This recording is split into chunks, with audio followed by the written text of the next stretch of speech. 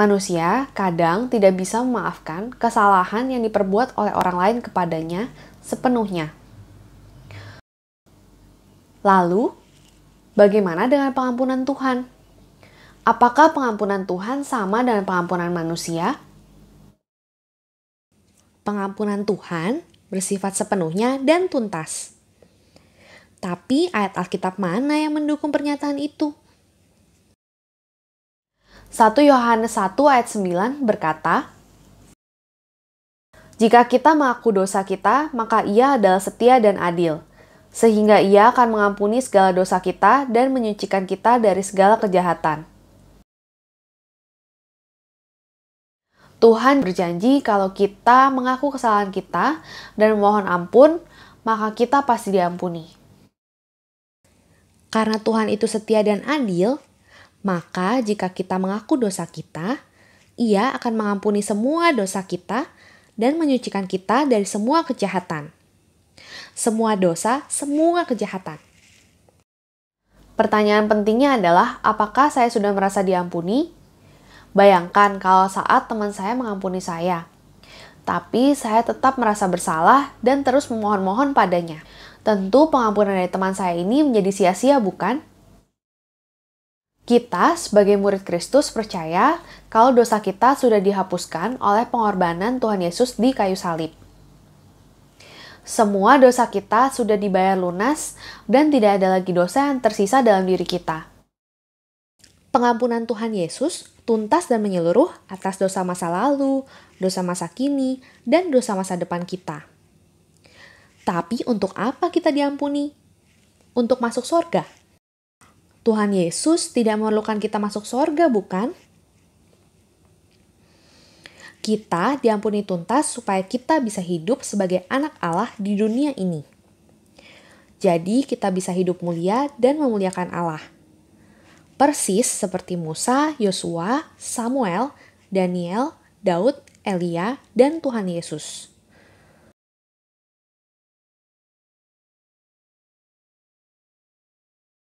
Tetapi semua orang yang menerimanya dan percaya kepadanya diberinya kuasa, supaya menjadi anak-anak Allah. Harus diakui, menjadi anak Allah seperti Musa dan kawan-kawan tadi memang sulit. Jangan khawatir, tersedia pilihan lain yang lebih mudah. Hal ini dibahas dalam Titus 2 ayat 14. Yesus Kristus telah menyerahkan dirinya bagi kita untuk membebaskan kita dari segala kejahatan dan untuk menguduskan bagi dirinya suatu umat kepunyaannya sendiri yang rajin berbuat baik. Yang rajin berbuat baik. Yang rajin berbuat baik. Kita dibebaskan dari dosa supaya jadi umatnya yang rajin berbuat baik. Berbuat baik. Berbuat baik. Berbuat baik karena kita umatnya. Berbuat baik karena kita sudah bebas dari dosa. Tapi perbuatan baik apa yang dimaksudkan Tuhan Yesus? Coba lihat Matius 10 ini. Yesus memanggil ke-12 muridnya dan memberi kuasa kepada mereka untuk mengusir roh-roh jahat dan untuk melenyapkan semua penyakit, kanker, COVID, dan sebagainya. Dan melenyapkan semua kelemahan, kecanduan, dan sebagainya. Lalu, Yesus berpesan kepada mereka, "Pergilah dan beritakanlah, kerajaan sorga sudah dekat. Sembuhkan orang sakit, bangkitkan orang mati, tahirkan orang kusta, usirlah setan-setan." Inilah perbuatan baik versi Tuhan Yesus. Kita kabarkan bahwa dosa sudah diampuni Tuhan Yesus sambil menyembuhkan penyakit dan mengusir setan. Untuk melakukan perbuatan baik ini, maka kita diberi kuasa Roh Kudus. Kisah Rasul 1. Sebelum terangkat ke sorga, Tuhan Yesus berpesan ke murid-muridnya, "Kamu akan menerima kuasa kalau Roh Kudus turun atas kamu, dan kamu akan menjadi saksiku di Yerusalem dan di seluruh Yudea, dan Samaria, dan sampai ke ujung bumi." Lalu, mengapa kita belum mengerjakan pekerjaan kita sebagai alatnya Tuhan?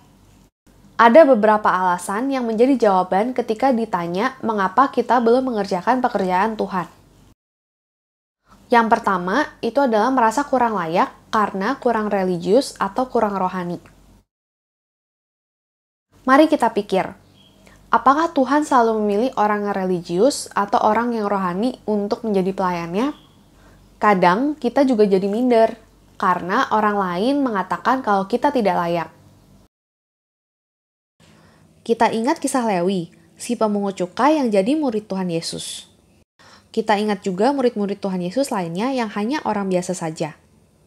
Apakah mereka cukup rohani sesuai standar Tuhan Yesus? Yang penting bagi Tuhan adalah kita sudah menjadi manusia baru dan kita siap menjadi umatnya yang melayaninya. Kalau kita percaya Tuhan sudah mengampuni kita, maka kita sudah pasti layak untuk jadi pelayannya. Tuhan tidak peduli lagi akan masa lalu kita. Apakah kita dulu pernah jadi pencuri, penjamret, atau melakukan dosa lainnya. Kita tentu pernah dengar cerita tentang seorang perampok yang bertobat dan menjadi penginjil yang hebat.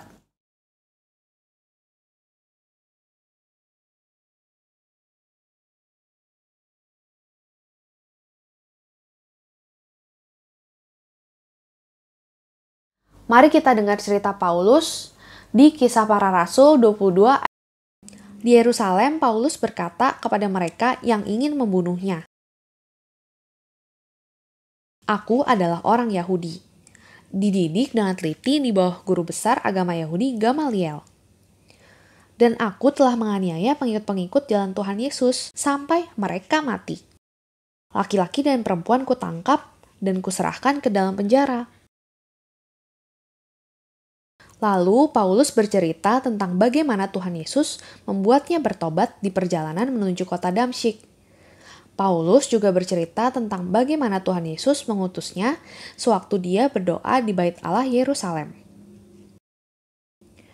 Waktu berdoa itu, Tuhan Yesus berkata kepadaku, "Pergilah, sebab aku akan mengutus engkau jauh dari sini kepada bangsa-bangsa lain."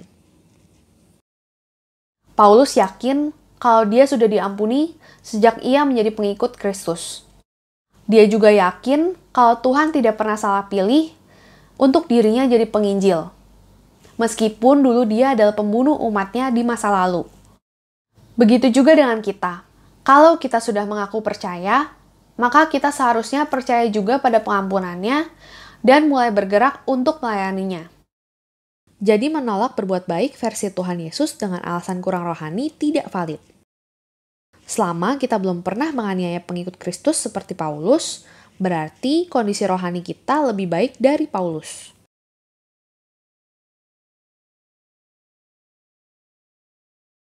Sekarang mari kita bahas alasan kedua mengapa pengikut Kristus enggan berbuat baik secara aktif 24 jam sehari, 7 hari seminggu.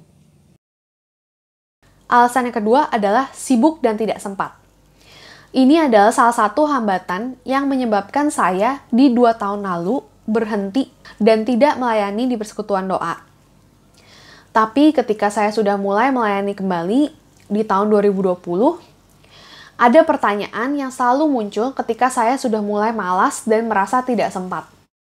Pertanyaan itu adalah, kalau kamu saja tidak bisa meluangkan waktu untuk Tuhan, bagaimana kamu bisa menuntut Tuhan untuk meluangkan waktu supaya bisa memperhatikan dan memberkatimu? Kita ingat di Roma 2 ayat 6, Paulus berkata begini, "Tuhan Yesus akan membalas setiap orang menurut perbuatannya." Bahkan sebetulnya kalau kita pikir baik-baik, hidup ini dan waktu yang sudah kita jalani seluruhnya adalah milik Tuhan. Tuhan sangat berhak terhadap waktu kita itu. Bahkan Tuhan Yesus sebetulnya berkata demikian, "Jikalau engkau hendak sempurna, pergilah, jualah segala milikmu, dan berikanlah itu kepada orang-orang miskin. Maka engkau akan beroleh harta di sorga. Kemudian datanglah kemari dan ikutlah aku." Dulu saya berpikir bahwa ini adalah permintaan yang berlebihan dari Tuhan. Saya bilang pada Tuhan, "Masa iya Tuhan, Saya harus melepaskan segalanya. Nanti saya makan apa? Apa kata orang tua saya kalau saya jadi tidak punya apa-apa? Tapi kemudian Tuhan bilang, harta adalah berhala dalam hidupmu. Hal ini bukan cuma soal meninggalkan kekayaan fisik kita, tapi juga soal membuang segala hal yang bisa menghalangi kita untuk melayani Tuhan.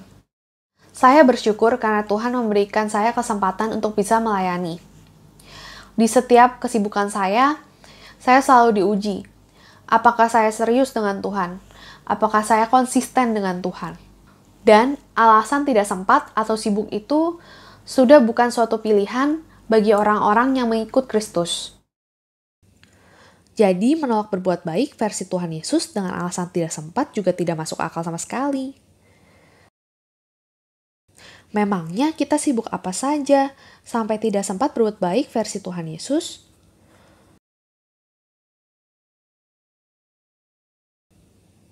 Sekarang kita bahas alasan yang ketiga mengapa pengikut Kristus menolak berbuat baik versi Tuhan Yesus. Alasan yang ketiga adalah merasa tidak punya kemampuan.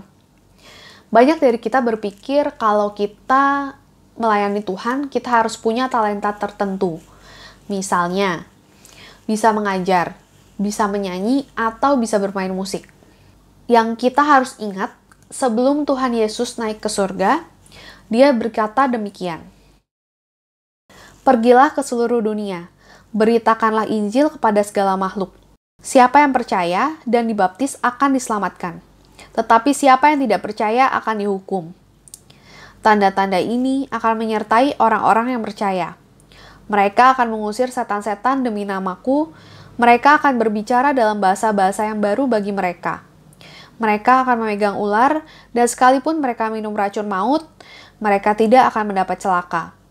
Mereka akan meletakkan tangannya atas orang sakit, dan orang itu akan sembuh. Saat kita menjadi orang percaya, Tuhan sudah memberikan tugas dan kuasa untuk melakukannya. Kita semua diberikan tugas untuk memberitakan Injil. Dan Tuhan juga memberikan kuasa bagi kita untuk mengusir setan, kebal dari racun, dan menyembuhkan. Berbicara bahasa baru. Berbicara bahasa baru itu ada 4 macam.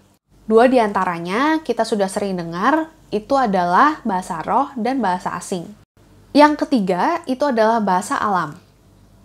Artinya, kita bisa berbicara dengan alam, termasuk hewan dan tumbuhan. Saya punya seorang teman yang dia pulang setiap hari menggunakan motor. Setiap kali mendung, dia selalu berdoa pada Tuhan.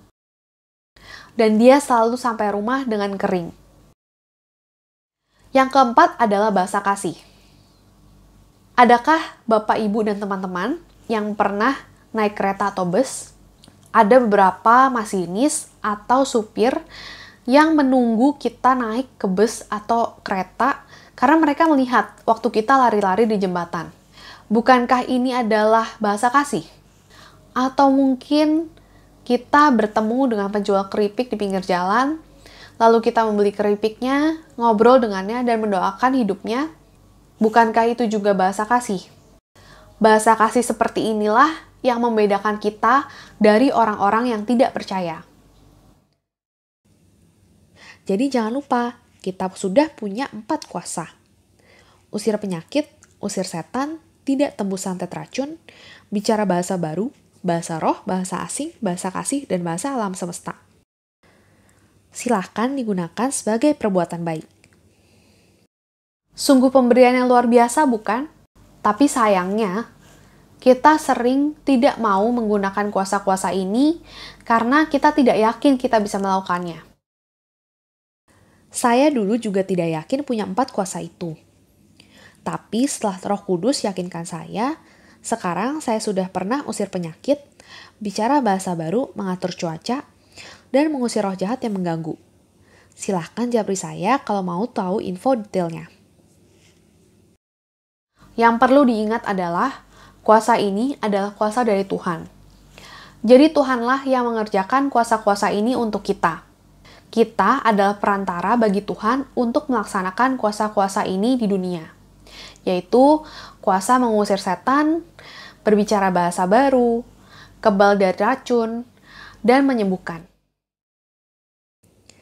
Jadi menolak berbuat baik versi Tuhan Yesus dengan alasan tidak mampu juga tidak masuk akal sama sekali. Kita sudah diberi 4 kuasa untuk berbuat baik. Alasan yang keempat adalah takut akan konsekuensi ke depannya. Banyak dari kita takut kalau kita memulai pelayanan, maka untuk kedepannya kita akan tidak enak untuk menolak pelayanan itu dan jadi terikat. Banyak juga yang takut kalau teman-temannya akan beranggapan kalau dia terlalu religius dan terlalu rohani. Dan akhirnya teman-teman itu akan menjauhi dia. Kalau kita adalah orang yang memiliki ketakutan ini, maka kita belum sepenuhnya serius pada Tuhan. Dan kita lebih mendengarkan komentar orang lain. Kisah Para Rasul 4 ayat 12 berkata demikian. Dan keselamatan tidak ada di dalam siapapun juga, selain di dalam Dia. Sebab di bawah kolong langit ini, tidak ada nama lain yang diberikan kepada manusia yang olehnya kita dapat diselamatkan. Tidak pernah ada keselamatan yang datang dari mendengarkan orang lain. Jadi Bapak, Ibu, dan teman-teman, masihkah kita ragu untuk menjalankan peran sebagai pelayan Tuhan? Tuhan sudah mengampuni kita, memberikan kesempatan pada kita untuk melayani, dan memberikan kuasa untuk melakukannya. Jadi, tunggu apa lagi? Mari kita melayani Tuhan mulai dari sekarang. Tuhan berkati.